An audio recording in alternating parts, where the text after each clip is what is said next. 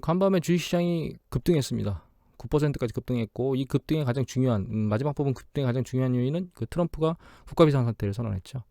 우리가 이제 한 가지 인지해야 될 것은 연준에서 그 전날 그 1조 5천억 달러나 되는 대규모의 그 경기 부양과 관련된 그 채권 매수에 대한 액션을 그 정책에 대한 얘기를 했는데도 불구하고 주식시장이 전날은 폭락했고 어제 새벽에는 미비한 상승세를 보였다는 거예요. 즉 일단 연준에 대한 그 경기 부양에 대한 신뢰도는 투자자한테서 이제 일정 부분은 사라진 게 아닌가 생각을 하게 됩니다. 그럼 트럼프가 비상사태를 선언한 것은 좋은 걸까요? 지금 이런 주식시장의 상황을 모두 다 해결할 수 있는 건가요? 제 생각에는 오히려 아니라고 생각합니다. 자, BBC가 얘기하는 기사에 보시면 불법 체류자하고 비싼 의료비 때문에 미국이 더 위험하다고 얘기를 하거든요. 이 사례 중에서 여기 보시면 이제 이민자가 자녀를 위해서 코로나 진단을 하고 싶은데 일단 진단비도 비싸지만 문제는 그 코로나로 진단이 된 이후에 거기서 발생할 수 있는 의료비 때문에 그 진단을 머뭇거린다는 거예요. 그리고 미국 내에 1,100만 명의 멕시코인, 그 다음에 불법 이민자들 2,700만 명, 이제 거의 4천만 명에 해당하는 사람들이 의료 사각지대에 있는 겁니다. 비싼 진단비와 의료비 때문에. 결과적으로 미국이 무료 진단과 무료 치료를 제공하지 않는 이상 이 의료 사각지대에 있는 사람들은 그 의료 영역 안으로 들어갈 수가 없다는 게 가장 큰 문제예요. 그리고 한 일주일 전 정도만 해도 사실 이제 미국의 그 코로나 확진자는 이제 서부의 한 일부하고 동부 약간만 있었거든요. 그런데 지금은 이미 전역으로 다 퍼진 상태고 점점 그 확진자 수가 늘어나고 있습니다. 중요한 건 트럼프가 비상사태를 선언하기 때문에 결과적으로는 진단 수가 늘어나게 될 겁니다. 지금도 훨씬 더 많이. 그러면 결과적으로 확진자 수는 더 많이 늘어나게 될 거예요. 그러니까 오히려 더 불안을 가중시킬 수 있다는 뜻입니다. 근데 또 그런 과정 중에서 우리나라 신천지처럼 어떤 집단 발병 사례가 속속 드러나게 되면 심각한 그 심리적인 압박감, 두려움이 다시 한번 발생하게 될 겁니다. 또 한 가지 큰 문제는 이제 이 유가가 폭락한 건데요. 유가 폭락의 가장 중요한 건 이제 러시아가 가장 핵심인데 문제는 러시아의 오펙 감산 거부가 계산된 행동으로 풀이되고 이 감산이 결과적으로 이제 감산을 하게 되면 이걸 미국의 셰일 오일이 메우는 것을 싫어해서 러시아가 결과적으로 이제 셰일 산업을 붕괴시키겠다고 해서 이제 러시아가 지금 이제 증산을 하는 태도를 보이고 있다는 겁니다. 과거 25달러까지 급격하게 내려갔던 그 시기에 셰일 산업들이 많이 충격을 받았었는데 그 이후에 다시 반등하면서 그 셰일의 BEP, 셰일 산업의 BEP가 통상적으로 뭐 40달러 전후 혹은 뭐 30달러 중반 뭐 이런 얘기들을 하는데 그 수준 위로 올라오면서 셰일 산업들이 계속 살아나고 있었거든요. 그래서 전 세계 1위의 석유 생산국이 됐죠, 미국이. 이런 부분을 러시아가 용인하지 못하겠다는 겁니다. 결과적으로 유가는 계속 밑으로 기어갈 가능성이 높고 미국의 셰일 산업에 큰 충격을 받을 거라는 거예요. 이전 동영상에서 이미 말씀드렸지만 미국의 셰일 산업의 전체 15% 정도가 올해 파산할 거라고 예측이 되고 그러면 그 많은 인력 거기에 이제 일하는 많은 인력들이 전부 다 이제 실업에 빠지게 되겠죠. 경기 수축의 경기 흐름에 안 좋은 영향일 거예요. 미국이 현재 고용이 좋다고 하는데 거기에 악영향이 미쳐진다는 거죠. 또 한 가지 중요한 건 이제 이게 글로벌 금융 위기 때인데 2007년도부터 조금 좋지 않은 조짐을 보이던 그런 그 베어 스턴스가 2007년도부터 근데 2008년 들어서 다른 회사에 인수되죠. 파산하면서 결과적으로 주식시장이 급격하게 밀립니다. 하지만 다시 반등했다가 그 뒤에 결과적으로 베어 스턴스의 문제를 야기했던 서브프라임의 부실 상황 그게 리먼이 파산하는 것까지 만들어냅니다. CDS 문제로 인해서. 그래서 더 급락을 해서 폭락을 하게 되죠. 지금은 어떻습니까? 사실 지금은 미국 산업 분야에서 일어난 게 아무것도 없습니다.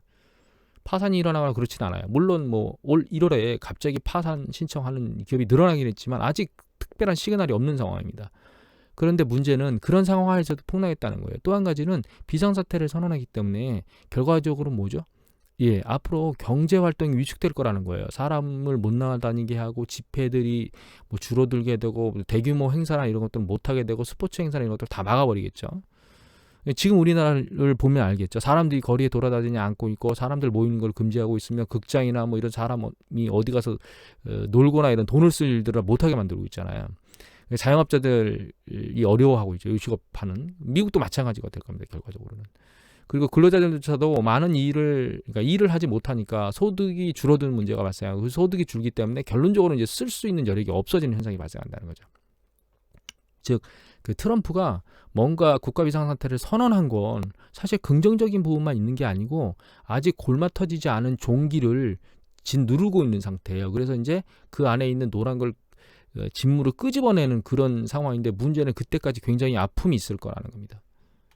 결과적으로 여러분들이 트럼프가 한 일이 지금 이제 그 선언한 것이 이 주식 폭락의 단기적인 하락세를 막는 거에 대한 역할은 할 수 있지만, 이 추세를 다시 뒤집어서 다시 위로 끌어올리기에는 어렵다라고 하는 걸 아셔야 됩니다. 또 한 가지 인지하셔야 될 건, 이미 앞에서 말했듯 사실 그렇게 큰 QE나 이런 정책을 했던 건 글로벌 금융위기 때 리먼이 파산했을 때입니다.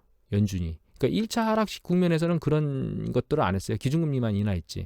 근데 2차 하락 때 폭락하면서 QE까지 진행했거든요. 근데 지금은 금리가 너무 낮은 수준에 있기 때문에 지금 시점에 이미 1차 폭락에서 결과적으로는 QE까지 진행했게 됐거든요. 그럼 2차 폭락 시점에 미국에 대한 그 정책에 대한 신뢰도가 사실은 불안정해서 2차 폭락을 막기가 사실 쉽지는 않을 것 같은 생각을 하고 있습니다. 물론 막기는 막게 될 겁니다. 어떤 수단을 쓰던. 결과적으로 지금 여러분들께서 미국이 다시 9%나 급등했다, 트럼프가 비상사태를 선언해서 이것이 이런 어떤 추세의 급락, 그 다음에 추세의 아랫방향의 하락이 멈춰진 시그널이다. 그렇기 때문에 이제 윗방향을 보고 투자해야 되겠다라고 생각하신다면 큰 오판일 거라고 저는 개인적으로 생각하고 있습니다. 지금 현재 지금 상황은 추세가 하락하는 국면에서 급격히 내려갔던 것에 대한 반발 반등이고, 그것에 대한 요인으로 트럼프의 국가 선언을 했을 뿐이에요. 시간이 지나면 확진자 수가 늘어나게 되고, 그것이 이제 사회 전반에 경기 수축 국면에 발생하는, 그러니까 활동을 위축하고 돈을 쓸 수 없는 상황이 만들어지게 되고, 그것이 이제 심리적 요인 중에 악화를 그러니까 이제 경제 주체들의 심리를 악화하게 만들 겁니다. 거기에 쉐일 산업 쪽에서 점진적으로 그 파산하는 현상이 발생하면 그거 역시 큰 충격으로 다가오게 되면서 미국이 경기 수축 국면에 빠진다고 하는 위기감이 아주 강해지게 되고, 그게 주식을 밑으로 짓누르는 압박감으로 작용하게 될 겁니다.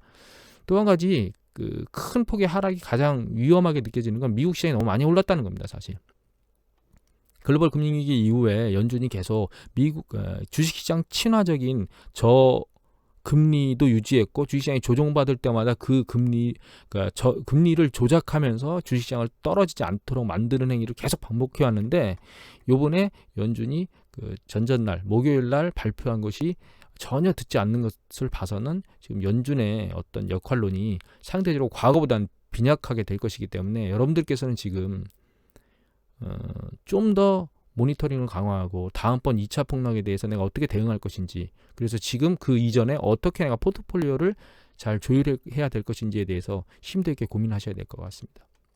향후에는 진행이 이렇게 될 것 같습니다. 진단이 늘어나고 확진자 수가 늘어나고, 결과적으로는 사회적으로 혼란이 늘어나고, 그 다음에 유가로 인한 파산이 증가되고, 이런 뉴스 보도들이 심리적으로 굉장히 사람들을 압박을 가하게 될 거고, 그로 인해서 주식시장이 변동성과 요동성이 커질 겁니다. 이런 부분을 잘 감안해서 대응하시기 바랍니다. 이것으로 마치도록 하겠습니다. 감사합니다.